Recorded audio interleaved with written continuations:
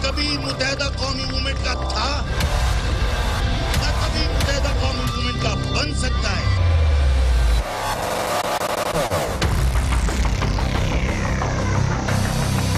फैसले हम करेंगे, फैसले यहाँ से होंगे, एमक्यूएम को हम यहाँ से ऑप्ट करेंगे।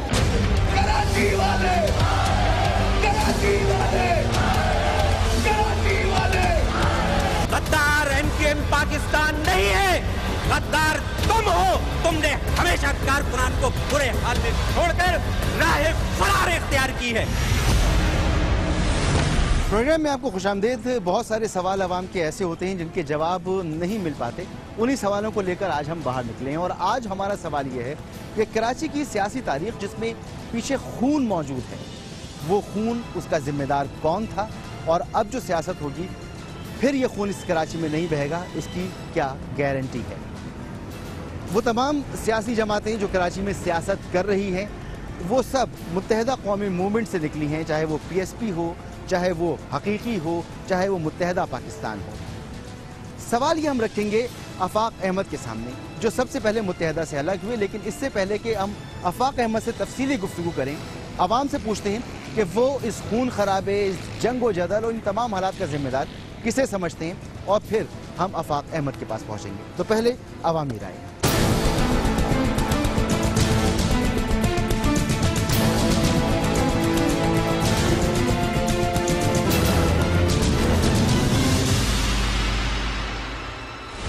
आफाक अहमद की हकीकी उससे महाजिर कौम डिवाइड हुई है या उन्होंने अपने तौर पे सही फैसला किया कि अंजाम ये होना था एमक्यूएम का? नहीं, उन्होंने फैसला गलत किया ना। सब एक होते तो सब मामला सही होता है, दयानतदारी ईमानदारी से काम करते सब सही होता था। वो कहते हैं कि उस वक्त भी पाकिस्तान को तोड़ने की सोच मौजूद थी एमक्यूएम में, इसलिए ऐसा कुछ नहीं है। कभी दोबारा आबाद होगा 9-0? इंशाल्लाह, क्यों नहीं होगा।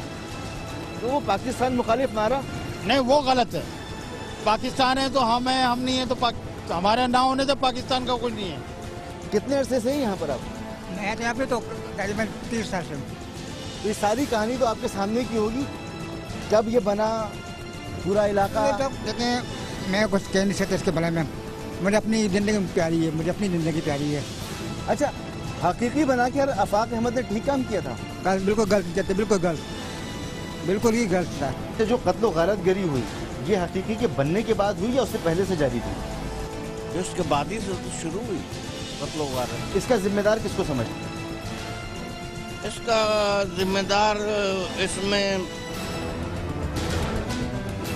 नहीं बोलेंगे। हमसे भी सब पूछा किए, हम हंस दिए, हम चुप रहे, मंजूर था पर्दा तेरा। किसकी पर्देदारी है? कल 14वीं का चांद था, उसकी पर्देदारी है जो 70 साल से आपके डोमिनेट कर रहा है। कहाँ जमहूरियत है? आप भी एस्टेब्लिशमेंट को समझते हैं इसका जिम्मेदार? I can't say, but I feel my self. आफाक अहमद जब आए थे तो वो भी किसी की ईमा पर आए थे, कोई लेकर आया था उन्हें? यू नो बेटर, इस हकीकत है ये। Yes, it's the fact. अगर किसी की ईमा पे नहीं आते तो आज उनका बोलबाला होता। वो दिन याद है जिस दिन हकीकी आई थी? नहीं आई। आपको याद है क्या हुआ था उस दिन? बोलिए जल्दी, मैं लाइन से नहीं रहता हूँ। जब हकीकी आई तो अवाम ने वेलकम किया था हकीकी को? वेलकम तो मजबूरी किया, गोली रख दी है तो क्या करेंगे आप। मैं गया हूँ उनके साथ जबरदस्ती। फोटो मत खींचना यार, नहीं घर तक पहुँच नहीं पाऊंगा। पब्लिक किसी को अच्छा नहीं समझ रही है और सब वो लोग अच्छा कह रहे होंगे जिनके मफादात हैं। हमें क्या मिला? आम लोगों को कुछ नहीं मिला। पहले तो आप कोटा सिस्टम खत्म करें ना यार। जिनको आपने वोट दिया था कोटा सिस्टम खत्म करने के लिए, वो तो आपस में लड़ पड़े। आप कहते हैं कराची को पीस हो जाना चाहिए, कैसे पीस होगा? जॉब यहाँ नहीं है, एजुकेशन यहाँ नहीं है, कोई फैसिलिटीज यहाँ नहीं है। आपने 3 नंबर का मतलब ये कि शहरी करार दे दिया। आप किस टाइप के? इसका जिम्मेदार कौन है? अब पूरी गवर्नमेंट है। मैं आफाक अहमद का इंटरव्यू करने जा रहा हूँ, कोई सवाल है आपका? बिल्कुल, उनसे पूछे कि भाई ये डिवाइड क्यों हुआ, क्या दिया तुमने सिवाय महाजिरों को गोली मारने के, और क्या दिया? तो मुखलिस कौन है? कोई नहीं है। अल्ताफ हुसैन भी नहीं? कोई नहीं है।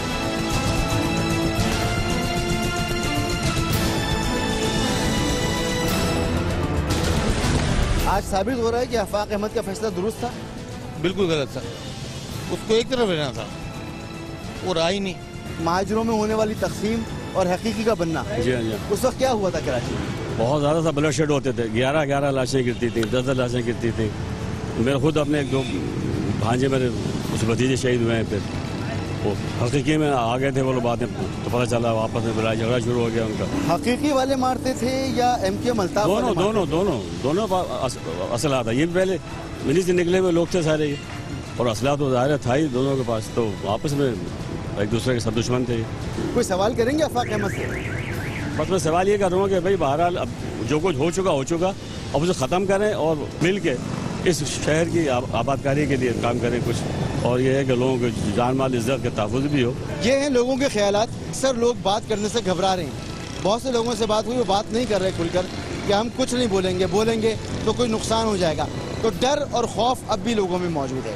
مگر اس سوال کا جواب ہونا چاہیے کہ کراچی میں بہنے والا خون کس نے بہایا, اور اب جو یہاں سیاست ہوگی اس میں خون نہیں بہے گا, صاف ستھری سیاست ہوگی. اس کی ذمہ داری کیسے مل سکتی ہے؟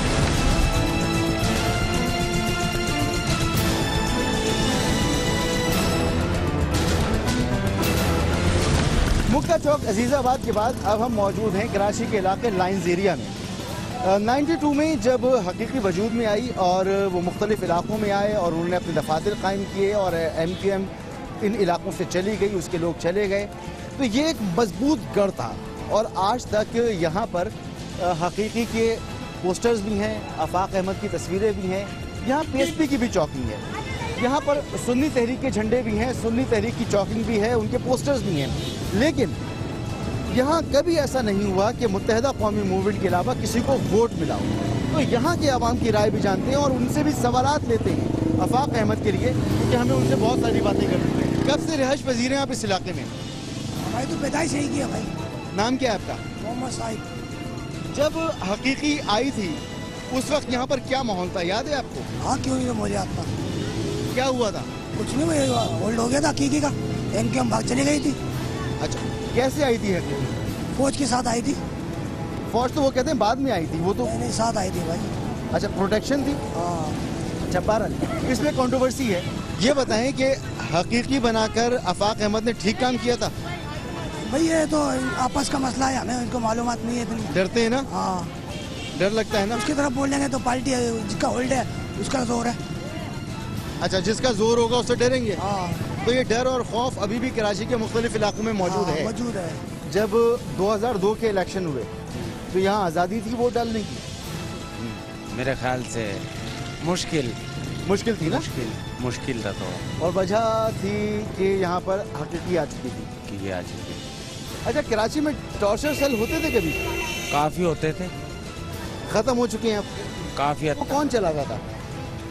یہ تو زیادہ آپ کو ہی معلوم ہے کون چلاتا تھا, تقریباً سب کو بچے کو معلوم. نہیں, یہ ایم کیو ایم لندن تھی, ایم کیو ایم پاکستان تھی. دیکھیں ہم نام کسی کا نہیں لینا چاہتے, یہ سب کو معلوم ہے, بچے کو معلوم ہے کون چلاتا. لوگ ڈرتے ہیں نا, بات ڈرتے ہیں, گھبراتے ہیں. مگر اب جب رینجرز نے حالات ٹھیک کر دیے, بہت بہتر حالات ہیں, پھر ڈر کس بات کا؟ اس کے باوجود بھی ڈر بیٹھا ہے لوگوں کے دلوں میں نا, لوگ کھل کے بات نہیں کر سکتے ہیں. ہاں بھائی, آپ کھل کے بات کر سکتے ہو. جو خون خرابہ ہوتا رہا کراچی میں, اس کا ذمہ دار کون ہے؟ اس کا ذمہ دار تو پارٹی ہے, ساری پارٹی ہیں.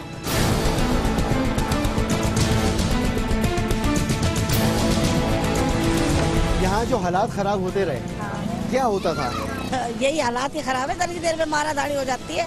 اور کیا ہوتا ہے؟ کون مارتا ہے یہ تو پتہ ہی نہیں چلتا. یہ پتہ چلے تو بات ہی نہ بن جائے. ہے پارٹی والے, ایم کیو ایم آ جائے تو حقیقی والے مار پٹائی کرتے ہیں, حقیقی والے آ جائے تو ایم کیو والے. یہی کہانی ہے. کون زیادتی کرتا ہے؟ زیادتی تو آج کل زیادہ حقیقی والے ہی کر رہے ہیں. اچھا, کیا بس یہی ہے, ابھی تو امن ہی ہے, نہیں تو لڑکوں کو اٹھایا, مارا, خوب دھاڑا, پھر چھوڑ دیا. حقیقی بھی یہ کرتی رہی؟ ہاں کرتی ہے, لڑکوں کو مارتی ہے.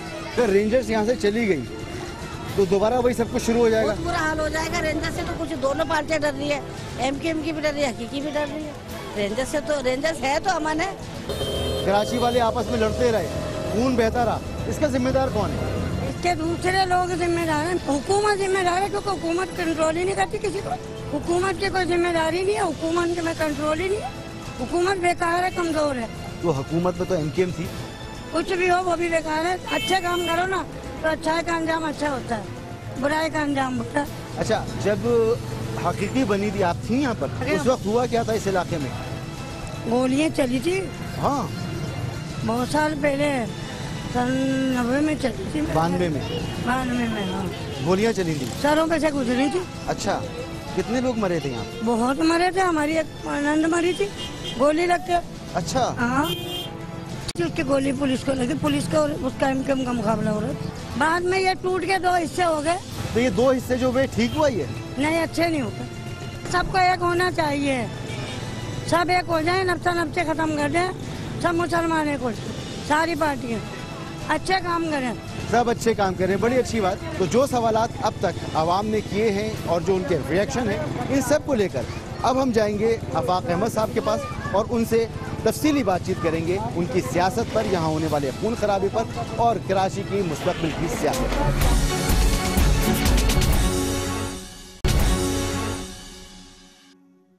अवाम के बहुत सारे सवाल होते हैं जो तशना रह जाते हैं। उन्हीं सवालों के जवाब ढूंढते हुए हम पहुँचे हैं आज जनाब आफाक अहमद साहब के पास, MKM हकीकी के सरबराह। सर, बहुत शुक्रिया आपका। सर, MKM जब वजूद में आई, आप उसके पायनियर, उसका हिस्सा थे, क्यों बनाई थी MKM? ज़ाहिर बुनियादी तौर पर तो महाजर अवाम में ये एहसास था कि बाकी तमाम कौमियतों की तरह उनकी सरकारी सतह पर रिकग्निशन नहीं है, होनी चाहिए। दूसरा, सिंध के शहरी इलाकों में जो आबाद लोग थे, जो जिनके बुज़ुर्ग हिजरत करके पाकिस्तान आए थे, तो एथनिक बेसिस के ऊपर डिस्क्रिमिनेशन वाज़ेह तौर पर हर शख्स महसूस करता था और इन नाइंसाफ़ियों के ख़िलाफ़ मुश्तरका मुत्तफ़िक़ा जिद्दोजहद करना मकसद था, जिसकी वजह से मुत्तहिदा कौमी मूवमेंट, उससे पहले वो महाजर कौमी मूवमेंट थी, वो वजूद में आई थी। अलहदा क्यों हुए फिर? इसी वजह से कि जिन मकासद को पाने के लिए महाजर अवाम की सपोर्ट हासिल की गई थी, वो मकासद पाने से पहले मैं इसके हक़ में नहीं था कि नाम तब्दील किया जाए और कौमी धारे की सियासत की जाए। अपने घर के मसाइल को जूँ का तूँ छोड़कर आप दूसरों के घर के मसाइल हल करने जा रहे हैं, जो अक्लमंदी नहीं है। उससे उन्होंने इत्तिफाक नहीं किया और मैंने उनसे इत्तिफाक नहीं किया, इसलिए हम अलग अलग हो गए। तो ये इतनी बड़ी डिबेट थी कि आपको अलग होना पड़ गया, हालांकि बाद में जो इलेक्शंस हुए और जो पार्टी पोजीशंस रही, उसमें तो ये नज़र आया कि MKM पाकिस्तान, जिसके बानी अल्ताफ़ हैं, वो उसने फ्लोरिश किया, उसने सीट्स ली। हाँ, ली, वो कामयाब रही। बिल्कुल नहीं, कोई बात नहीं। मतलब ये सब चीज़ें होती हैं और अवाम ने इस चीज़ को उस वक्त महसूस नहीं किया, उनको धोखा दिया गया, उनसे कहा गया कि हम चाहे नाम मुत्तहदा कर लें लेकिन हम महाजर अवाम के हुकूक़ की बात कर रहे हैं। और यही बात मैंने हुक्मरानों को और हुकूमती इदारों को समझाने की कोशिश की कि देखिए, मुनाफिकाना तर्ज़ अमल इख्तियार करने पर किसी को मजबूर करने से बेहतर है कि वो सच्चाई के साथ जो काम करना चाहता है वो करे। मगर आप भी तो कामयाब नहीं हुए।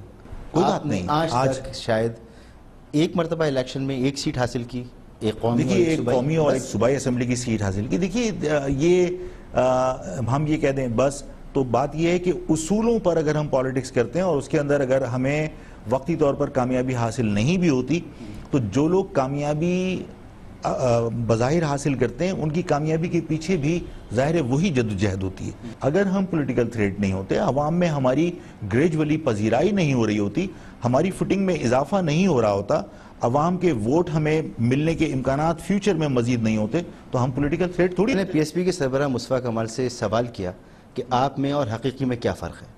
उन्होंने कहा कि हकीकी इस्टेब्लिशमेंट की गाड़ियों पर बैठकर आई थी, अल्ताफ़ हुसैन की तस्वीरों पे कालिक पोती गई थी, दफ्तरों को ताले लगाए गए थे, दफ्तर डिमोलिश किए गए थे। तो उनकी बात से तासुर ये मिलता है कि जब आप आए तो आपने उनके दफ्तर गिराए, आपने उनके साथ जो ज़्यादती कर सकते थे वो की, क्योंकि आपके पास ताकत थी, आपके पास बैकिंग थी। जब हम 19 जून 92 को इस शहर में आए तो वो वक्त था सुबह सवेरे फजर का वक्त। कहाँ से आए थे? इसी शहर में मुख्तलिफ इलाकों में जहाँ हम मजबूर थे रहने पर, वहाँ से हम अपने घरों को वापस लौटने का हमने फैसला किया और हम अपने घरों पर वापस लौटे। आप आगे चलिएगा, ये तैयारी कहाँ हुई थी वापस आने की, कैसे फैसला हुआ था? जहाँ हम रुपोशियाँ काट रहे थे, जहाँ हम مجبور تھے رہنے کے لیے، مثال کے طور پر کوئلہ گودام لیاری، مثال کے طور پر اولڈ ایریا، مثال کے طور پر شیر پاؤ کالونی، مثال کے طور پر آپ کا پہاڑ گنج، جہاں نان مہاجر ایریاز میں ہم رہنے پر مجبور تھے اس لیے کہ ہمارے گھروں پر ہمیں قتل کرنے کے لیے ہر وقت مسلح افراد بیٹھے تھے، تو ہم نے وہاں پر وقت گزارا، وہاں علاقے کے لوگوں کو ہم نے کنونس کیا، وہاں بیٹھ کر ہم نے لوگوں سے رابطے کیے، اور جب ہم نے یہ فیصلہ کیا کہ ہم نے علاقوں میں اپنے گھروں پر واپس جانا ہے تو ہم علاقے کے لوگوں کے تعاون سے فجر کے وقت علاقوں میں آئے تھے۔ دیکھیے یہ ہمارے ہاں اب تک کسی نے وضاحت نہیں کی کہ ہم صبح فجر کے وقت جب علاقوں میں آئے تو علاقے کے لوگ کیونکہ الطاف کی اس مسلح دہشت گردی سے اتنے بیزار تھے کہ ہمارے آنے کے بعد ان کو بھی حوصلہ ملا اور انہوں نے ہمارے ساتھ مل کر یقیناً الطاف کے پورٹریٹ اکھاڑ کے پھینکے، یقیناً ان کے جو دفاتر تھے ان کے اوپر سے الطاف کے پرچم اور الطاف کی تصاویر لوگوں نے پھاڑ کے پھینکی، وہ عوام تھی۔ تو پھر اس کے بعد کراچی میں قتل و غارت شروع ہو گیا، نوجوان مہاجر نوجوان مرنے لگے، اور اس میں کہا گیا کہ جی آپ نے علاقوں کو نو گو ایریا بنا دیا، مریر، لانڈی، کورنگی، لائنس ایریا، یہ نو گو ایریا ہو گئے ایم کیو ایم الطاف والوں کے لیے۔ نو گو ایریاز وہاں ان علاقوں کو کہا جاتا ہے جہاں حکومت کی عملداری ختم ہو جائے، جہاں حکومتی ادارے نہ جا سکیں۔ حکومتی ادارے کن علاقوں میں نہیں جا سکتے تھے وہ آپ بھی جانتے ہیں۔ کھجور کا وہ کون سا کھجی گراؤنڈ تھا، وہ وہاں آفاق کی عملداری نہیں تھی، وہاں اگر حکومت کی عملداری ختم کی گئی تھی تو وہاں عملداری کن علاقوں میں تھی؟ میری عملداری تو کسی علاقے کے اندر بھی نہیں تھی، الطاف کا مخالف ہونے کی وجہ سے الطاف کے لوگ نہیں آنا چاہتے تھے۔ آپ کا کوئی ملیٹنٹ ونگ نہیں تھا؟ نہیں، ہمارے یہاں ملیٹنٹ ونگ کی گنجائش ہی نہیں تھی۔ تو آپ کے جو ٹارگٹ کلرز پکڑے گئے، جی آئی ٹیز میں ان کے نام آئے، رینجرز نے بتایا، پولیس نے بتایا، دہشت گرد پکڑے گئے، ٹارگٹ کلرز پکڑے گئے اور اسے حقیقی کے نام سے میڈیا کے سامنے پیش کیا گیا۔ وہ دیکھیے ہمارے ہاں کتنے لوگ ٹارگٹ کلنگ میں پکڑے گئے؟ ہمارے ہاں ٹارگٹ کلنگ کا الزام لگا کے بہت سارے لوگوں کو پکڑا گیا، لیکن کہیں کسی مقدمے میں ان کو کنوکشن نہیں ہوئی، اس لیے کہ وہ لوگ ملوث نہیں تھے۔ متحدہ قومی موومنٹ کے 85 لوگ کنوکٹ ہوئے ہیں اس لیے کہ ان کے خلاف شواہد تھے، ان کے خلاف الزامات ثابت ہوئے۔ ہمارے ہاں ملیٹنٹ ونگ نہیں تھا، ہمارے ہاں بہت سارے لوگ دفاع کرنے میں ظاہر ہے کہ کہیں نہ کہیں ان کو ایف آئی آر میں نامینیٹ کیا گیا، تو وہ میں بار بار کہتا ہوں، ہر ایک کے سامنے کہتا ہوں کہ دفاع کا حق تو نہ میں چھین سکتا ہوں نہ آپ چھین سکتے ہیں۔ عوام نے آپ کو ویلکم کیا، سینے سے لگایا، الطاف حسین کو ریجیکٹ کر دیا۔ ان علاقوں میں میں نہیں کہہ رہا کہ الطاف کو ریجیکٹ کر دیا، مجھے سینے سے لگایا، لیکن میں اپنی عوام کے پاس اپنا حق سمجھتا ہوں اور میں جا رہا ہوں اور جاؤں گا۔ جب ایم کیو ایم الطاف کا توتی بولتا تھا اس زمانے میں، ان علاقوں میں چلے جانا، ان کے دفاتر پر قبضہ کر لینا، ان علاقوں میں اصل میں دیکھیے میں تو اس عوام نے آپ کو ایکسپٹ کیا نا، بقول آپ کے پیچھے کوئی نہیں تھا، بالکل کیا۔ اس نے کبھی آپ کو ووٹ کیوں نہیں دیا؟ نیشنل پروونشل اسمبلی کی سیٹیں جو ہے وہ کوئی جنات نے نکالی، ایک ہی مرتبہ نکلی ہیں، لیکن اس کے بعد سیاست یار محسوس کے بعد کام ہی نہیں کرنے دیا۔ 2002 میں آپ نے سیٹیں نکالی اور اس کو پولیٹیکل تھریٹ ہمیں سمجھ کر ہمارے خلاف ایک سیٹ اسی علاقے سے، اگر ایک دیکھیے جس زمانے میں اسٹارٹ متحدہ قومی موومنٹ نے مہاجر قومی موومنٹ کے نام پر آپ کو سیٹ نہیں ملتی، آپ کو شاہ فیصل سے سیٹ نہیں ملتی، میری عرض سن لیجیے، آپ کو ملیر سے نہیں ملتی، میری عرض سن لیجیے۔ جس زمانے میں متحدہ قومی موومنٹ نے مہاجر قومنٹ کے نام سے کام کیا، اس زمانے میں دوست محمد فیضی، ممتاز قیصر، حاجی نصیر الدین کباڑیے اور اس طرح کے 85 لوگوں کی سپورٹ کی تھی، کبھی خود الیکشن نہیں لڑا، اور جب لڑا تھا تو کوئی سیٹ نہیں نکل سکی تھی۔ اگر ہم یہ کہیں تمہیں کوئی سیٹ نہیں نکلی تو کیا پالیٹکس بند کر دیتے؟ آج ہم نے اگر پالیٹکس آپ بالکل جاری رکھیں، آپ کے ساتھ اگر عوام تھے تو نظر کیوں نہیں آئے؟ میں یہ کہہ رہا ہوں کہ دیکھیے انیشل اسٹیج میں متحدہ قومی موومنٹ کو جو مہاجر قومنٹ کی حیثیت سے ہم نے کام کیا اس زمانے میں، اگر اس زمانے میں ہمیں انیشل اسٹیج میں فوری طور پر کامیابی نہیں ملی اور اس زمانے میں ہم یہ کہتے ہیں کیونکہ عوام نے ہمیں ریجیکٹ کر دیا اور اب ہمیں سیاست کرنا نہیں چاہیے، تو کیا ہم اس وقت سیاست بند کر دیتے؟ ہم نے اپنی جدوجہد جاری رکھی اور اس کے بعد ہم نے کامیابیاں حاصل کی۔ آپ کی علیحدگی کی وجہ سے مہاجر قوم ڈیوائیڈ ہو گئی، اور اس لیے لوگ یہ کہتے ہیں کہ مہاجروں میں ڈیوائیڈ کرنا اور اسے کمزور کرنے میں آفاق احمد صاحب کا بہت بڑا کردار ہے۔ اچھا اب مجھے بتائیے کہ مہاجر قوم اگر تقسیم کے عمل سے گزرے تو یہ جو مختلف فیکشنز بنے ہوئے ہیں، آفاق احمد تو 92 میں الگ ہوا تھا، 91 میں الگ ہوا تھا، الطاف سے اختلاف کیا تھا، اور مہاجر قومی موومنٹ کی حیثیت سے مہاجر قومی موومنٹ کو قائم رکھنے کی جدوجہد کی تھی۔ آج متحدہ قومنٹ کے جو دھڑے ہیں جو مختلف ناموں سے کام کر رہے ہیں، پہلا پتھر آپ نے پھینکا۔ اب میں اس کے اوپر اگر کوئی آپ سے اور بات کر دوں گا تو اس میں ریلیجس کلر چلا جائے گا۔ دیکھیے میں اصول پر اگر اختلاف کروں تو اس میں یہ تاثر نہیں جانا چاہیے کہ میں نے قوم کو تقسیم کیا، اس لیے کہ میں نے اگر تقسیم کیا تو اچھے اور برے کو تقسیم کیا. میں اپنے آپ کو درست سمجھتا تھا. جو لاشیں گرتی رہیں ان کا ذمہ دار کون؟ اچھا، میں اگر 8 سال جیل میں رہا اس پیریڈ کے اندر جو لاشیں گری اس کا ذمہ دار کون ہے؟ آپ کے بارے میں یہ کہا جاتا ہے کہ آپ جیل کے اندر بیٹھ کے اپنا تنظیمی نیٹ ورک چلاتے تھے. خدا کا خوف کرو مسعود، یہ اس طرح تم مجھے اس شہر کا گاڈ فادر مت بناؤ گے یار. میں جیل میں بیٹھ کر لوگوں کو جو ہے وہ حکم دیتا تھا اور لوگ کہا جاتا ہے ایک تاثر موجود ہے عوام میں. نہیں، اگر یہ تاثر ہے تو میں آپ کے ذریعے وضاحت کرتا ہوں کہ بھائی میں نے ایسا نہیں کیا، میں ایسا نہیں ہوں، نہ میں نے جیل سے کوئی حکم دیا. جیل میں لوگوں کو معلوم ہے کہ میں اپنی ماں کی، اپنے بوڑھے اور بیمار والد کی خیریت دوسروں کے ذریعے معلوم کرتا تھا. اس دوران جو لوگ مر رہے تھے وہ کون منوا رہا تھا؟ جو مہاجر نوجوان یہ سوال جن کو گولیاں ماری جا رہی تھی وہ کون تھا؟ یہ سوال دیکھیے، آپ صحافی ہیں اور آپ لوگوں کی ذمہ داری بنتی ہے کہ حقائق تلاش کر کے عوام تک پہنچائیں. میں جیل میں تھا، میرے ساتھی اسیر تھے. اس شہر میں صرف 5,500 لوگ قتل نہیں ہوئے میری ایبسنس میں یا میں جب اسیر تھا، بلکہ اس شہر میں ہزاروں افراد بے گناہ اور لاوارث دفن ہیں ایدھی کے قبرستان میں. کوئی تو مار رہا تھا. میں وہی آپ سے سوال کر رہا ہوں اور وہی آپ سے درخواست کر رہا ہوں کہ آپ لوگوں کی ذمہ داری بنتی ہے کہ آپ لوگ تحقیقات کر کے عوام کو حقائق بتائیے کہ کون مار رہا تھا. پارٹی آپ بنائیں، پاور جو ہے وہ آپ شیئر کریں اور اس کے بعد جواب آپ عوام سے اور صحافیوں سے مانگیں. آپ کیا صحافت کی ذمہ داری نہیں ہے کہ انویسٹیگیشن صحافت تو کہہ رہی ہے کہ حقیقی بننے کے بعد شہر میں جنگ و جدل ہوئی، علاقے ڈیوائڈ ہو گئے. میں نے آپ کو وضاحت کی مسعود کہ دیکھیے میں جیل میں تھا. میں آپ سے یہ کہہ رہا ہوں کہ اس وقت جو قتل ہوئے حکومت کی ذمہ داری بنتی تھی کہ اس وقت جو قتل ہوئے اس کی ذمہ داری قبول کرے. دیکھیے میرے اوپر سے الزام لگا دینا کہ آفاق کے اختلاف کی وجہ سے قتل ہوئے، تو آفاق احمد تو جیل میں تھا اس وقت، تو آفاق احمد کے اختلاف کی وجہ سے قتل نہیں ہو رہے تھے، اس کے باوجود شہر میں قتل ہوئے. گفتگو کا سلسلہ جاری ہے، یہاں لیں گے. Welcome back.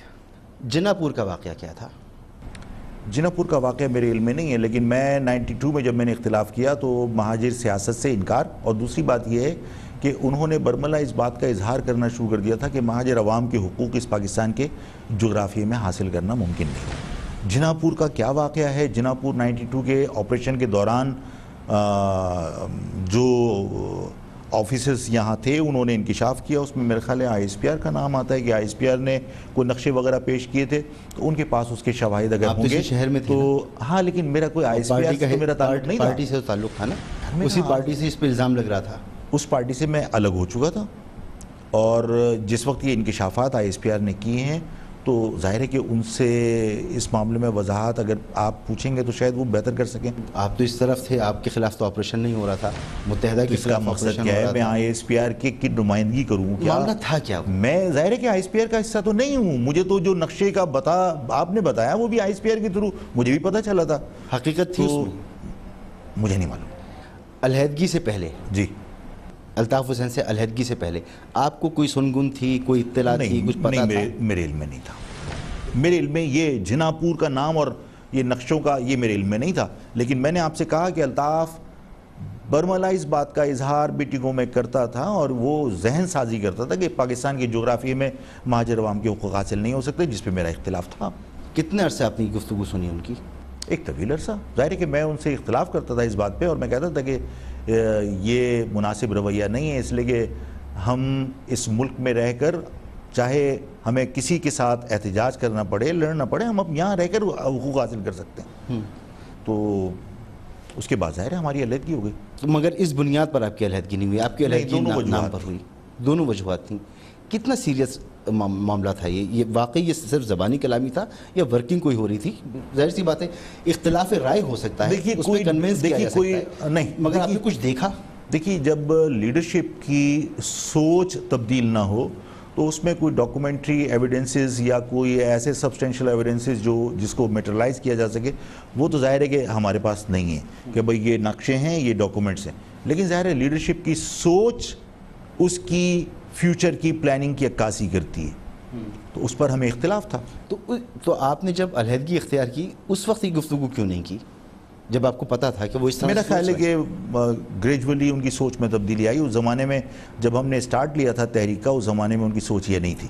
مہاجر حقوق کو حاصل کرنے کے لیے آپ کے پاس کیا لاہے عمل ہے؟ میں نے اپنے لوگوں کو اسی بات پر کنونس کرنے کی کوشش کی ہے کہ پڑھو، اپنی صلاحیتوں میں اضافہ کرو تاکہ ضرورت بن کے زندہ رہ سکو، اس لیے کہ ہم اب مانگتے رہیں گے تو کوئی ترس کھا کے ہمیں دے نہیں دے گا، اور چھیننے کی ہمیں اب طاقت نہیں ہے کہ ہم چھین لیں، اس لیے کہ بہت بڑی بڑی طاقتوں نے ہمارے حقوق غصب کیے ہیں۔ میں اس بات میں کہیں ہچکچاتا نہیں ہوں کہ اسمبلیوں میں آپ دلائل پر اگر فیصلے کرنا چاہیں تو دلائل پر فیصلے نہیں ہوتے، کثرت پر فیصلے ہوتے ہیں۔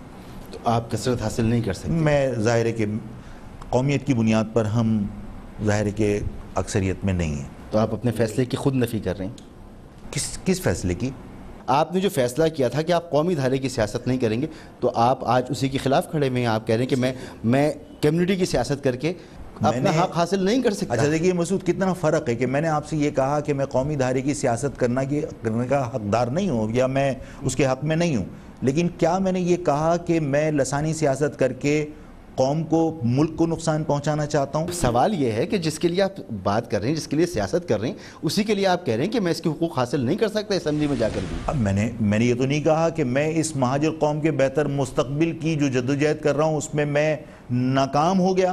میں نے یہ کہا کہ میں اس اسمبلی تو اور کیا ہے؟ نہیں، بالکل غلط بات ہے۔ دیکھیے اس کی انٹرپریٹیشن آپ غلط کر رہے ہیں۔ میں نے کہا کہ اسمبلی سے قانون میں ترمیم کرا کے میں عوام کے حقوق کے وہ حاصل کرنا ممکن نہیں سمجھتا، اس لیے کہ آج جو مزاج ہے وہ کثرت رائے پر فیصلے ہو رہے ہیں، دلائل پر، حقائق پر فیصلے نہیں ہو رہے۔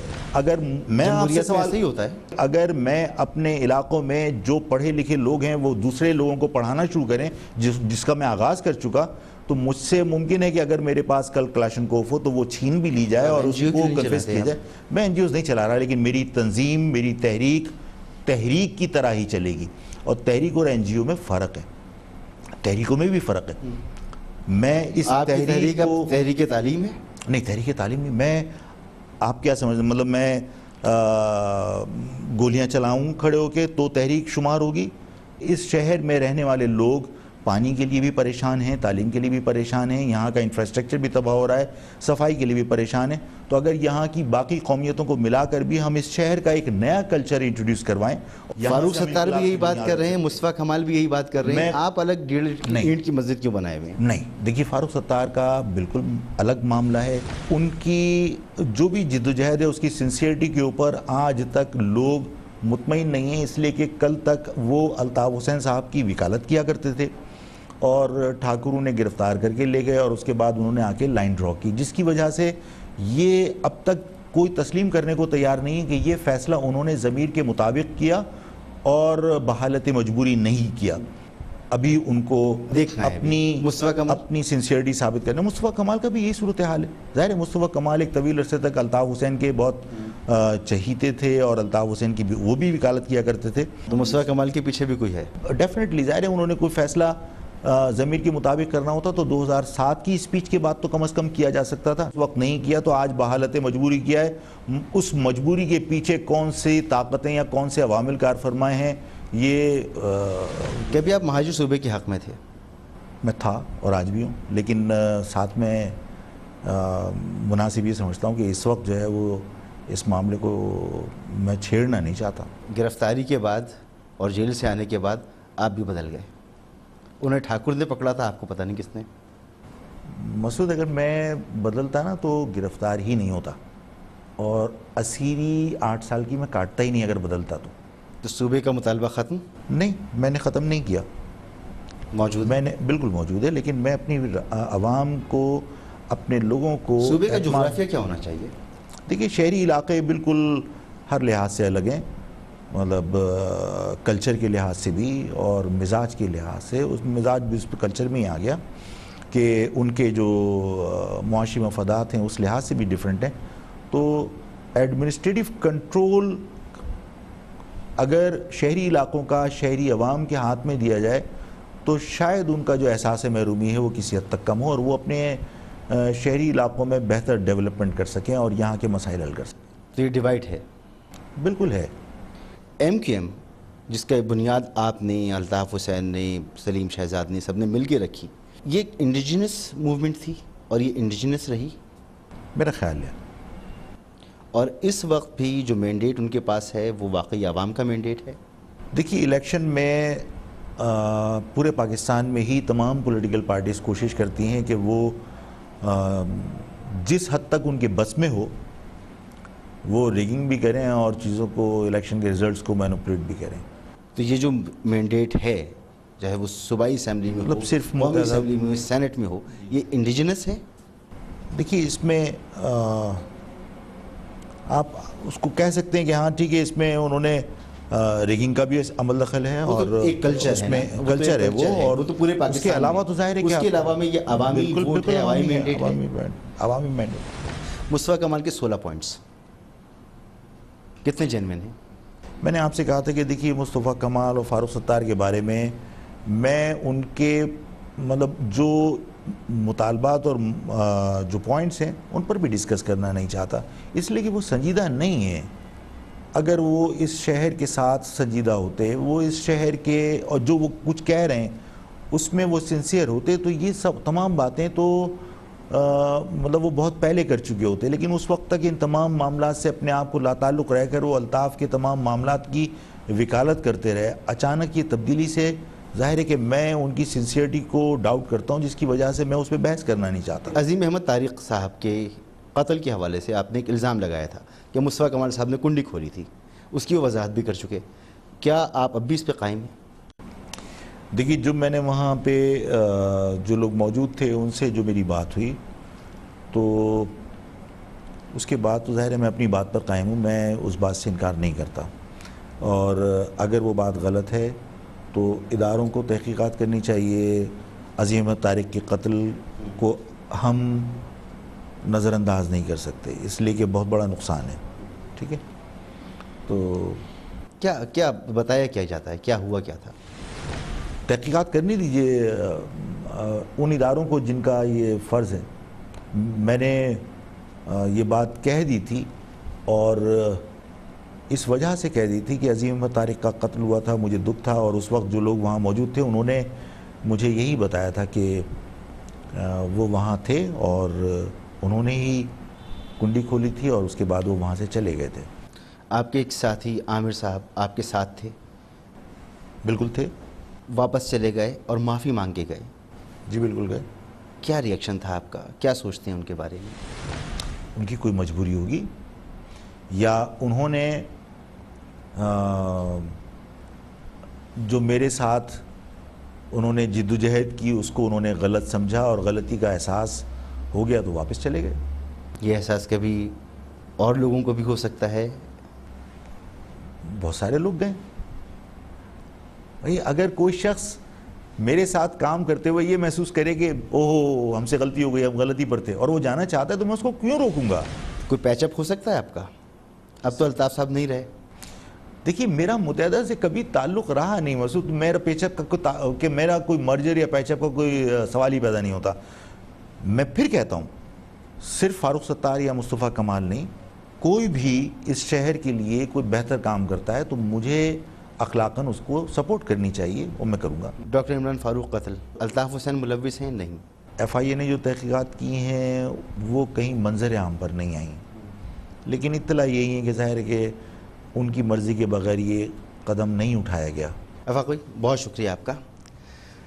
कोशिश ये रही कि आवाम के वो तमाम सवालात जो आवाम के जहनों में उठते हैं बराह रास्त आफाक अहमद साहब से पूछे जाएं। बहुत अरसे के बाद मीडिया पर वापस आए, कुछ इंटरव्यूज़ दिए, आज हमें भी वक्त दिया। हम एक बार फिर शुक्रिया अदा करेंगे।